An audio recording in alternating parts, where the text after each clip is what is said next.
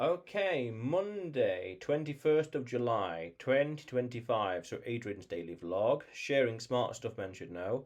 Money Monday, Bitcoin, and everything else. Bitcoin forces an ontological humility. Bitcoin forces ontological humility, meaning Bitcoin will change us fundamentally. There's a nice meme in this space. You don't change Bitcoin, Bitcoin changes you. Ontological humility means we are forced to change how we categorize and understand things in the world. It forces us to change how we understand and interpret the world. There's a very nice meme, tweet recently that talked about how people think the flaws of Bitcoin has flaws because it doesn't do what money does that they traditionally know it. And the tweet said that people aren't used to having perfect money. They're not used to having money without that's perfectly engineered. They're not used to this kind of new paradigm shift because that's ultimately what Bitcoin is. It's a paradigm shift. It's 0 to 1 technology, meaning it's 10x different, 10x completely more or better than what we already have. So it's not used to it in the same way people were so used to horses 100 or so years ago. They were so used to them. Cars with this alien concept. No way it's going to happen. No way. No way. Just in the same way you have an abacus. Here's a calculator. It's completely different on a whole new scale. It enables so much innovation and technology and so many more industries to emerge. We can't even imagine what the world will be like in 30 years from now. Night and day. So Bitcoin challenges not only what you know, but how you understand the structured world, forcing ontological humility. It's not just epistemic recalibration, meaning adopting and adapting, getting used to the new world, getting used to how things will work. It requires us to reframe our understanding, our fundamental understanding of money, what it is, how it functions, meaning we now have a deflationary money, a money that increases in purchasing power automatically over time as opposed to one melting. And people, interestingly, instinctively know this happens, but they don't know. And that's as far as they go. I remember having this conversation 15 years ago in a very specific location with a few people. So that's as far as they went. But this is 15 years ago. A lot different. Epistemic humility means admitting I might be wrong about the facts. I might be wrong. So humility. Ontological humility means realizing my whole mental map is outdated. My understanding, my mental model of how things are is wrong. And that's an interesting thing because in the space there's a talk about that all your models are broken. And as we now have perfectly engineered money, it stands to reason that's the case indeed. Most people just aren't uninformed about Bitcoin. They're ontologically misaligned. Their models rely on state-issued money, trusted intermediaries, third parties. Inflation is default as opposed to deflation, and jurisdictional enforcement. Interesting. So it's government enforced, top down legal tender laws. Bitcoin is not just a currency or tech upgrade. So currency and tech upgrade. Because I always say Bitcoin fundamentally is it's mathematics, it's physics, and it's open source code, computer science.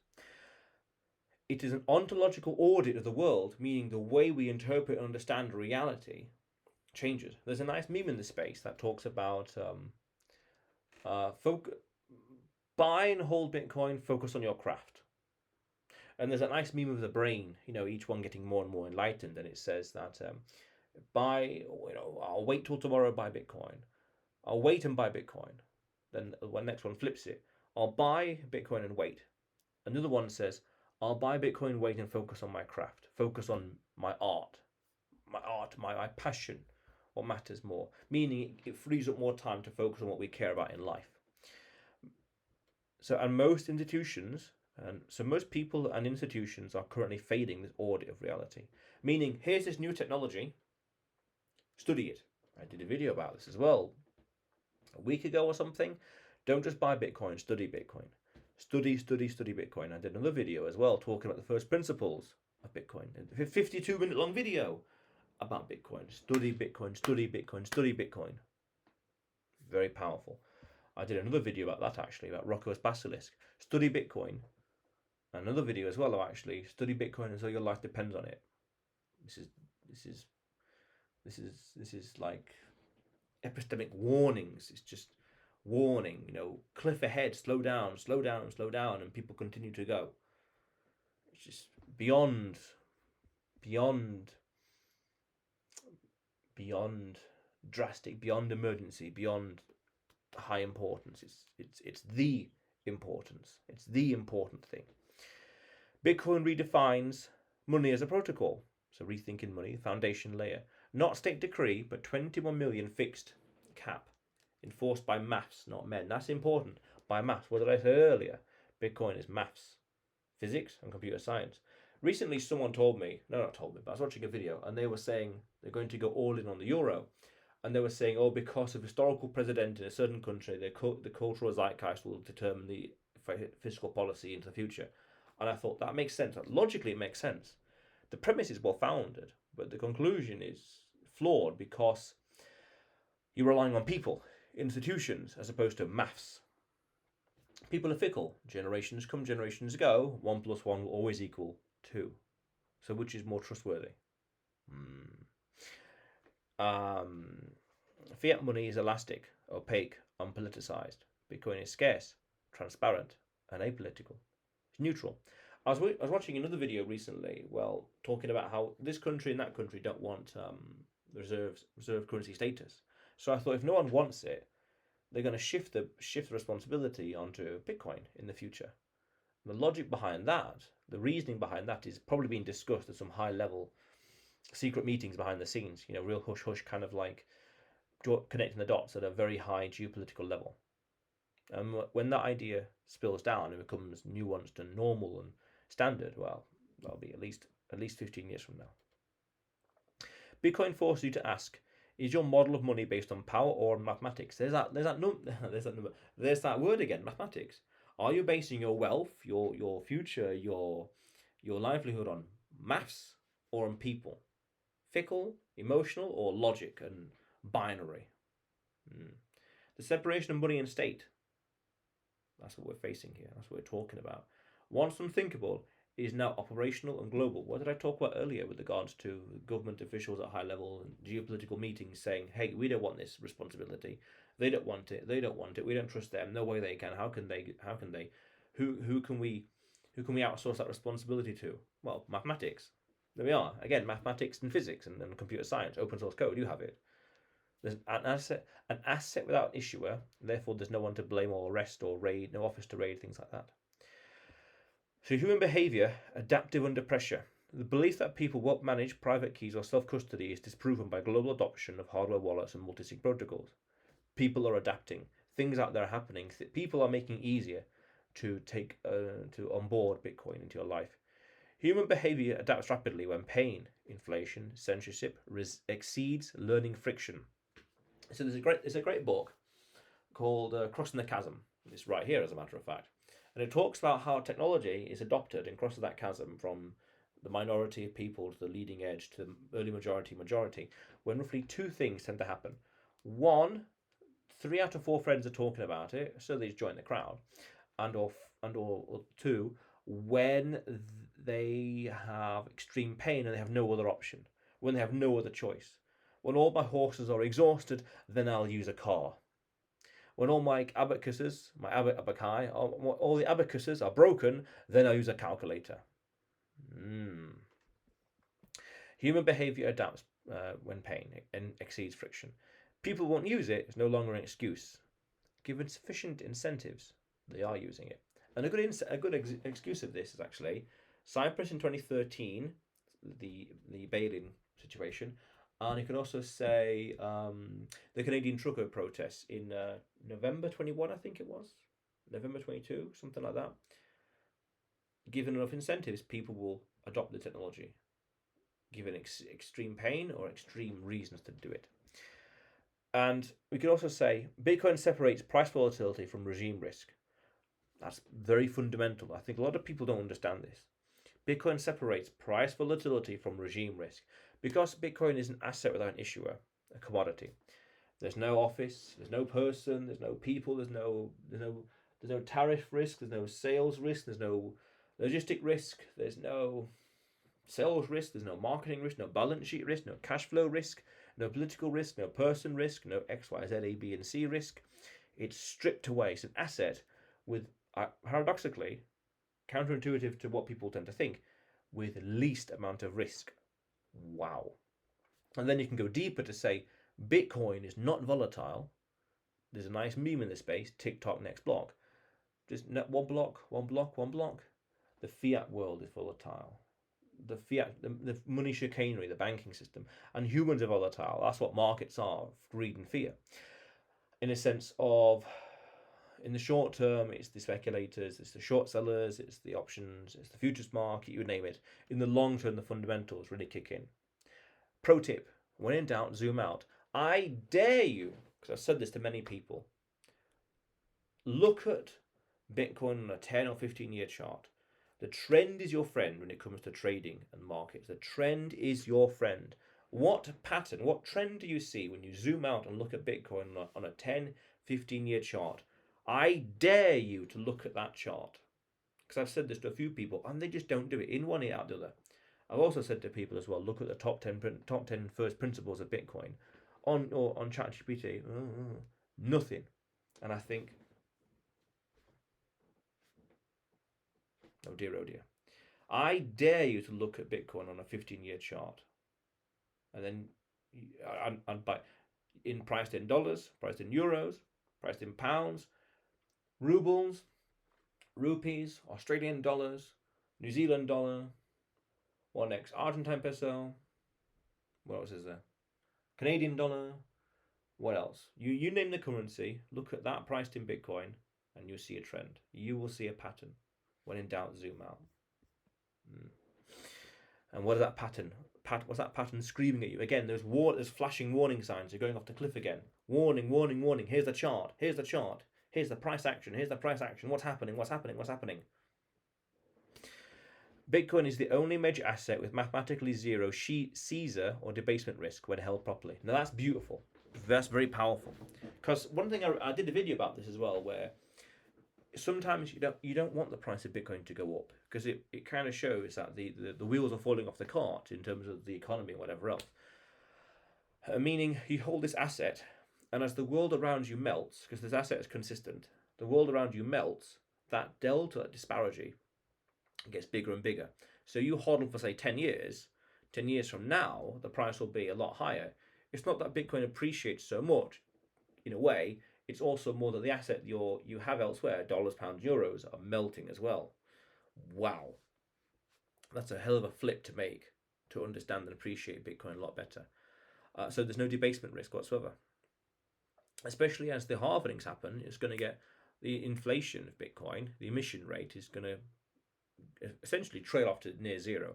This is why people talk about how between now and 2035, I think it is, January 2035, it's basically the gold rush. Between now and then, if people say you're early to Bitcoin, generally are, depending on time horizon. If you're going to say, if you're going to put a date to say when you're late to Bitcoin, it's effectively going to be January. I forgot the date first. I can't remember, but January 2035, because around that time, 99% of Bitcoin would have been mined, and the remaining 1% would be effectively over the next 100 years. But you can go even deeper to say we've essentially hit it already, because if you consider lost Bitcoin, coin, the seed phrase, whatever else, we've already hit that limit, and now we're just trading at the final 1% in a way. But effectively, if you're going to be late, if you're going to put a date on when you're early, when you're late, to be binary, it's January that month, 2035. That's powerful. Traditional safe assets like property and bank balances rely on third-party ledgers. Bitcoin relies on self-owned keys. That is very important. Traditional safe assets like property and bank balances rely on third-party ledgers. So essentially, you're trusting someone else to hold your assets in account, hold it in balance. A broker, for example, the bank, a third party. That's the crux of the matter.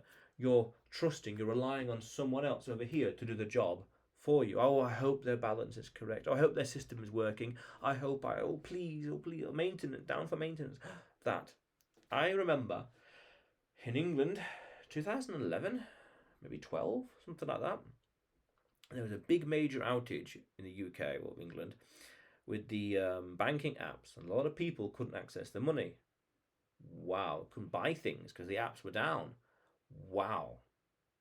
Now, of course, that's one particular occasion, but the point still stands. Wow. And there's a meme in the Bitcoin space: TikTok next block,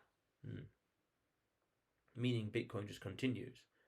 That goes back into that thing I said earlier about Bitcoin's not volatile. The fiat world, the human world is, but Bitcoin's the same. Again, Bitcoin is mathematics, physics, and computer science. Code always executes the same way. Physics is always the same thing. Maths is always the same thing. That's why I dare you to look at the price chart over the past 10, 15 years in any currency. You notice a trend because Bitcoin's the same, everything else is falling apart. Sovereignty now resides in cryptographic possession, not physical jurisdiction. You're using maths and code to secure your wealth. Using maths and code to secure your wealth. That's a hell of a mind bend. To grasp that today instantly puts you ahead by 7 to 15 years at least, meaning that will not enter the zeitgeist, the epoch of the society, for at least 7 years. At least. Your property rights are only as strong as your ability to exit with your keys. Your property rights are only as strong as your ability to exit with your keys. Meaning, if you can't leave, you don't truly own the asset. Sell that property, you can't just leave with it. It's physically stuck there, for example. And shares in a broker, well, can you transfer to another broker? Yes, you can. Not easy, not the same. It's possible, but not as easy as Bitcoin. Just transfer or put it in your mind wallet. Gone.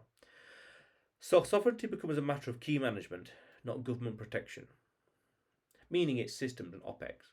It's down to responsibility. You have more responsibility, you have more reward.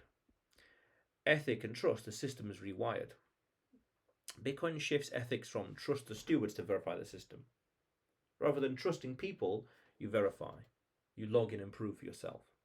Good behavior emerges from incentive, alignment, and transparent rules, not moral committees or regulation.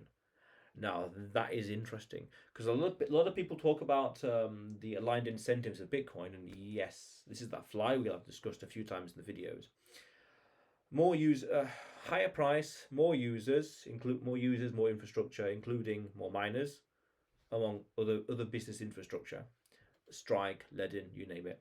Including more miners helps push up the hash rate, so it becomes exponentially more secure. Hash rate helps with higher price. That's the realized price. That's the minimum price miners are willing to sell for. Wow, among other things. More users, more infrastructure, more adoption, more demand, because more people understand the first principles. And then for aligned incentives. This is why in the space there's a nice meme that talks that Bitcoin is inevitable. When you follow the maths, follow the logic, it is. However, you can't use that understanding, not just belief, but understanding, to be lackadaisical and rest on your laurels and say, it'll happen. All I've got to do is nothing. Because that's a self-fulfilling, that kind of becomes a self-fulfilling prophecy. In a way, it's a bit dangerous because you're relying too much on other people to do the work for. How to explain it? No. At a deeper level, that's not a masculine thing to say. They'll do it for me, as opposed to I will make it happen as well. I want to be the change you want to see in the world, essentially. That's a nice quote. I can't remember who said it exactly. I think I know who, but I think it's misattributed. Bitcoin is the only monetary system where the rules are known, enforced by code, and cannot be unilaterally changed. This is interesting, and I think some people behind the scenes at high geopolitical level are starting to grasp this. The rules are known. Mathematics, enforced by code, computer science, cannot be unilaterally changed. Physics doesn't rely on anyone. This is fundamental to understand. Bitcoin is the only monetary system where the rules are known, so that's the maths, doesn't change. Enforced by code, open source code, computer science, and cannot be unilaterally changed.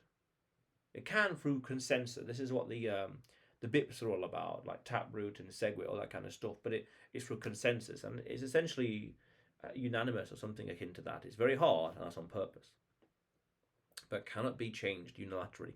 And that is fundamental because now what we have in the universe, and I saw this a year or two or three ago, we have this universal mathematical constant, meaning we know what the inflation rate will be of Bitcoin 60 years from now. What's inflation or what's interest rates in America, in Europe, going to be 6 months from now? Okay, what about 6 years from now? What about 60 years from now? Exactly. With Bitcoin, because it's mathematics and code and physics, we know what the inflation rate of Bitcoin will be in 600 years from now. And that allows us to do economic planning because we have a money that we can measure and we can work with decades or centuries in this case into the future.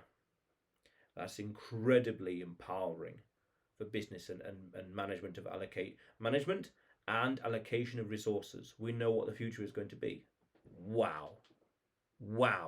That concept right there, a lot of people won't understand because it's a little too high level in terms of economics, in terms of Austrian economics, but that's powerful. Energy, law, and physical infrastructure. Bitcoin monetizes stranded energy. Now, this is something I want to do a video about in the future with regards to mining, because I heard that mining, you could equate it to the decentralization of the money printer. But that's a whole other conversation. So flared gas, curtailed solar, overbuilt hydro, transforming waste into money. Yes.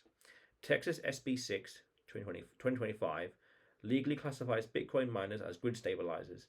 They now act as virtual peaker plants, shutting off in a millisecond to balance the grid. Wow. Texas SB 6, 2025. Okay. Electricity is no longer just a core cost, it becomes a monetizable strategic asset. Bitcoin shifts the focus of property rights from court registrates to entropy-based key ownership. Okay. Jurisdictional enforcement becomes irrelevant to encrypted borderless data. Whoa. So there's two interesting things to discuss there. Jurisdictional enforcement becomes irrelevant.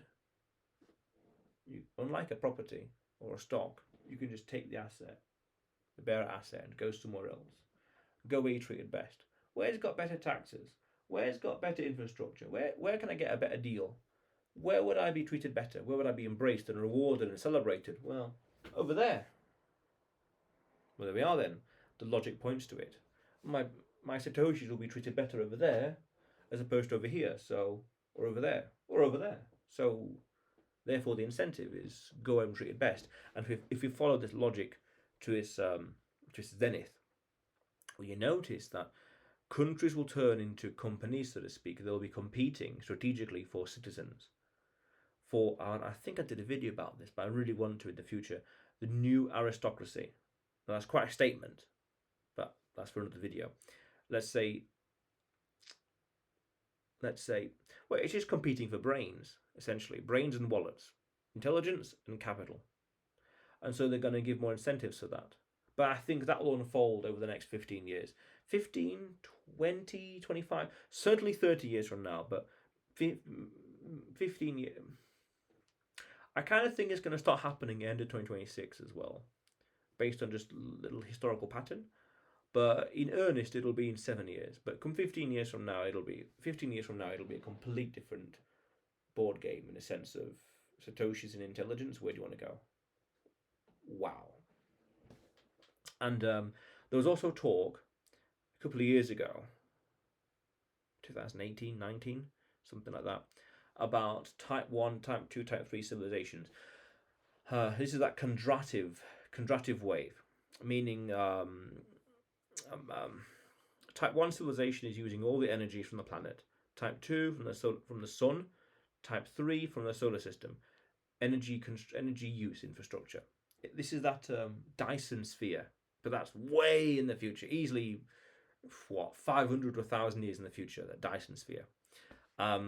Essentially, through Bitcoin mining, that incentive to get as cheap energy as possible to mine Bitcoin, what mankind is being pushed towards finding, sources of cheap, abundant energy, electricity, solar, wind, you name it, in order to mine Bitcoin. And in the process, as a second order consequence of in the pursuit of cheap energy, it'll make energy as a whole abundant or more abundant and cheaper than is today. And and the cheaper the energy, the more things we can do as a society and as a community. For example, I can at the same time grill food, run a dishwasher, so wash dishes, wash clothes, dry clothes, run a freezer, and boil water. 6 things at the same time because energy, electricity. 2 of which are completely opposite. Freeze water, in a freezer, and boil water at the same time. Complete opposite temperatures by definition, and yet the energy, electricity, and infrastructure, supply chains, and innovations, meaning I have those things, white household appliances, allow me to do those things. I can both wash clothes and dry clothes at the same time. Wow. Imagine then 100 years what else is possible. Just how this technology versus 100 years ago was not possible, but also the energy, the electricity, the raw kilowatts and kilojoules or kilowatts was not there. The infrastructure didn't exist. So we can imagine in 100 or so years, just 100 at least, it'll be exponential. It'll be a lot higher. We could be doing all kinds of things. Everyone will be having those Apple Vision Pro things and be doing all sorts of visual computers.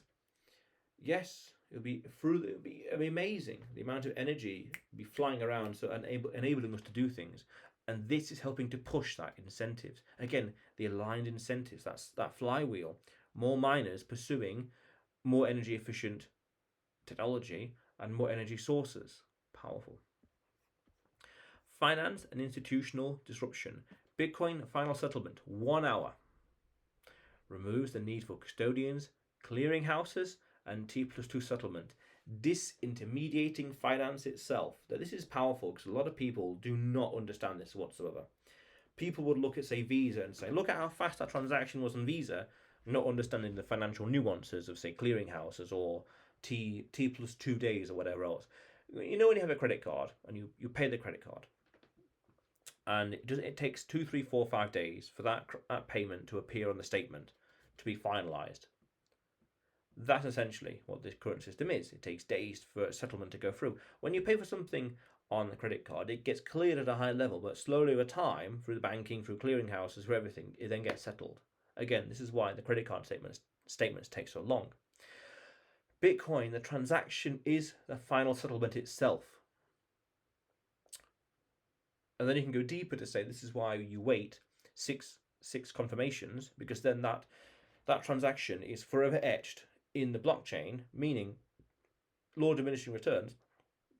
Once you get to 6 confirmations, it's there. The chances of double spending of the transaction be double spent is exponentially thinner and smaller, and just tailors off into impossibility once you get past 6. So 1 hour at a base settlement layer. That changes everything. And it changes everything when you factor in other aspects. As I said, money you can earn, money you can spend, apolitical, decentralized, fixed supply, censorship resistant. On top of those things, 0 to 1 technology. Oh, but this over here does a transaction in, say, 1 hour as well. Yeah, but it's not apolitical, not decentralized, not fixed supply, not apolitical, not etc., not censorship resistant, etc., etc. Again, a 0 to 1 innovation. There's nothing else like it. Nothing else like it. Japan's Meta Planet uses 0 yen coupon bonds to buy Bitcoin, turning their stock into a synthetic Bitcoin ETF without needing a Bitcoin ETF license. Interesting. Corporate treasuries holding cash now risk inflation drag, while Bitcoin holders benefit from program scarcity. Again, fixed supply. Again, it's this Bitcoin does its thing and the whole world melts. Wow. Legacy finance increasingly looks at latency patch, an attempt to simulate trust that the protocol now enforces natively. Now, this is interesting. It's kind of what I said earlier about people not understanding these things for 15 years. what I've noticed from talking to certain people is that they know the problem, they recognize the problem in terms of the finance or the infrastructure, whatever else. And here's the answer: they come real close to it. They come real close, but they don't embrace it. They don't touch it. They say what we need is a something something something something. Like, well, that's the something something something something they're asking for and looking for. But for whatever reason, they haven't got there yet. Yet, a lot of people come for the number go up technology, but stay for the revolution. Meaning, Bitcoin's price is its biggest marketing department. Meaning, people will try and do all sorts of things here and there. Like the person who told me about going in all in on the euro because of certain institutional things over here. But I'm thinking that's redundant because you've got that enshrined in code over here with Bitcoin, as opposed to having to rely on culture, for example, to enforce that principle or that policy. It's irrelevant. It might work, but you're trusting people. Oh, trust me, bro. I'm trusting them. Whereas over here with maths, I don't need to trust maths. Maths will always be maths. Again, Bitcoin, mathematics, physics, computer science. It's always the same. So I don't need to. Why would I trust them when I can just trust maths? See what I mean? It's just what? Hmm. All these patches, all these things all these ideas are a bit irrelevant because over here it's just maths and code and computer science, open source code. Perfect. That's a lot better. Statecraft and game theory.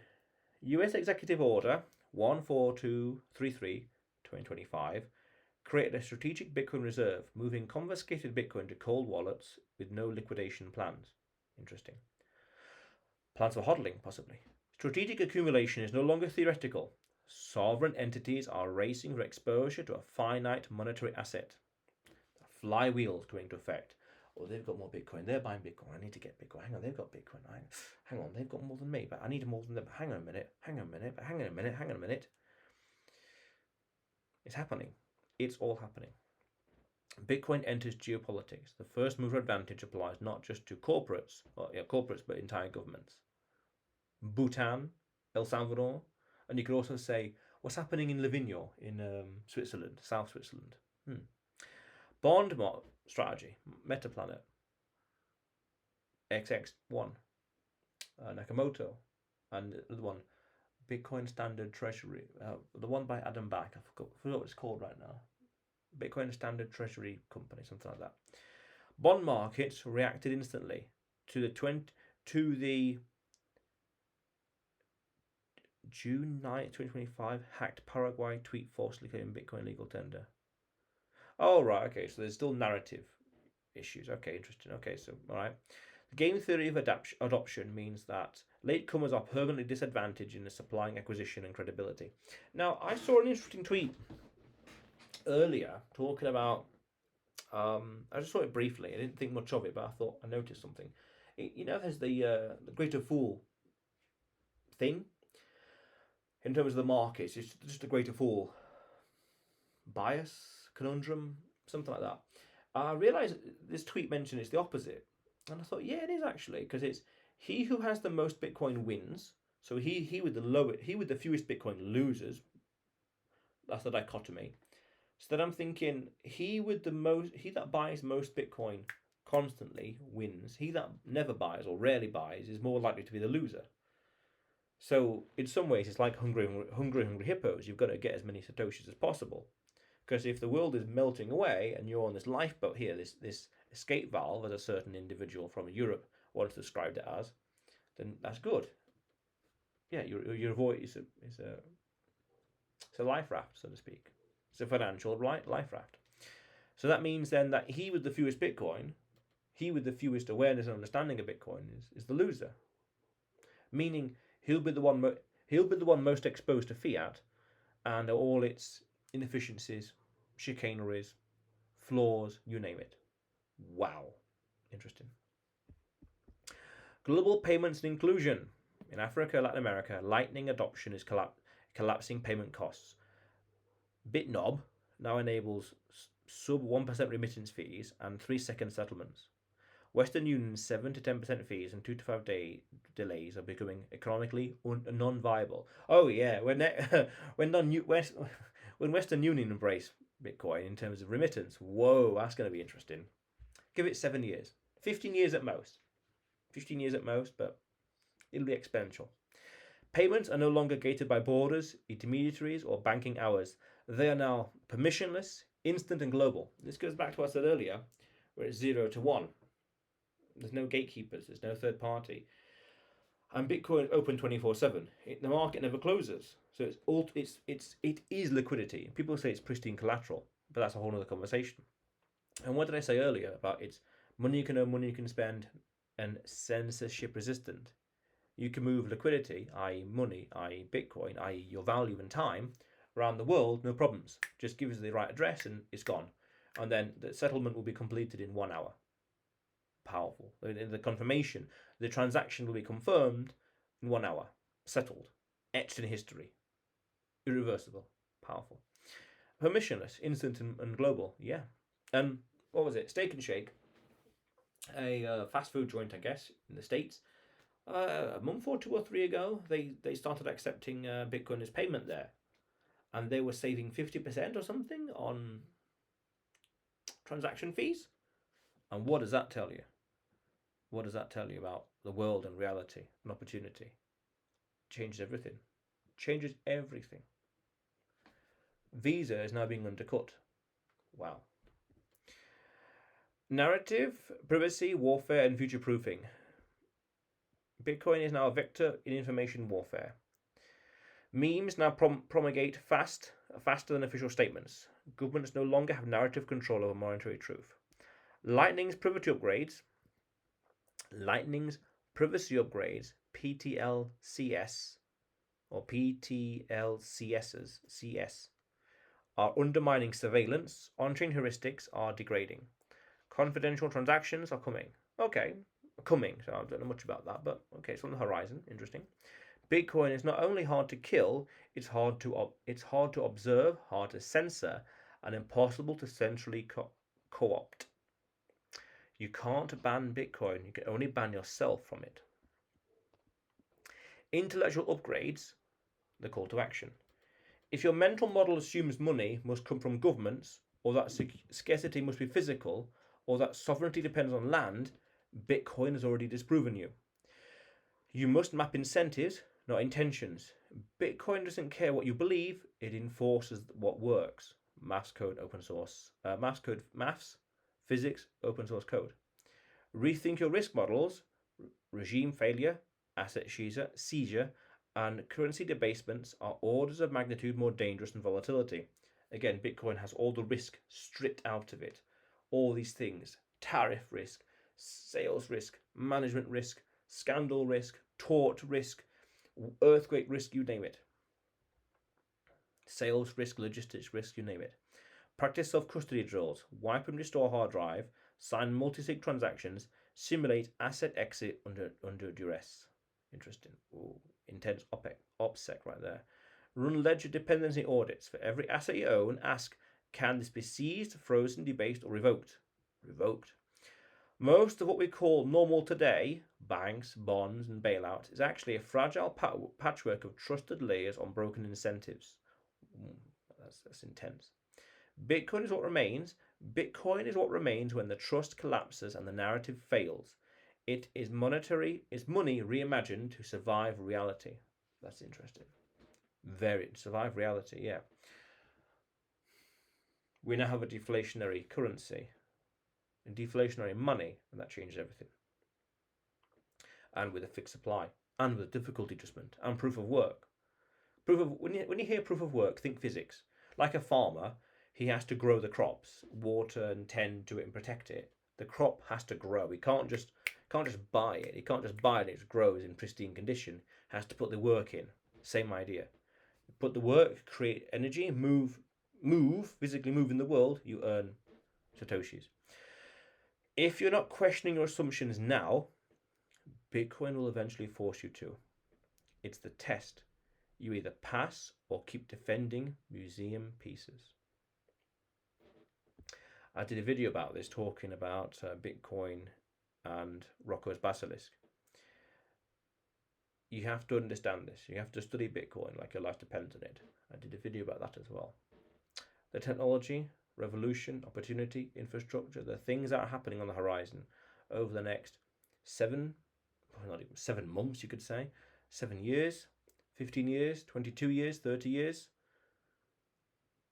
will dwarf, will make today look like the caveman ages, primitive, simplistic. Just how we would look back at the infrastructure and understanding of Bitcoin in 2010, 11, 12. Whoa, complete different world. Complete different world, and it's just going to happen. It's on its way.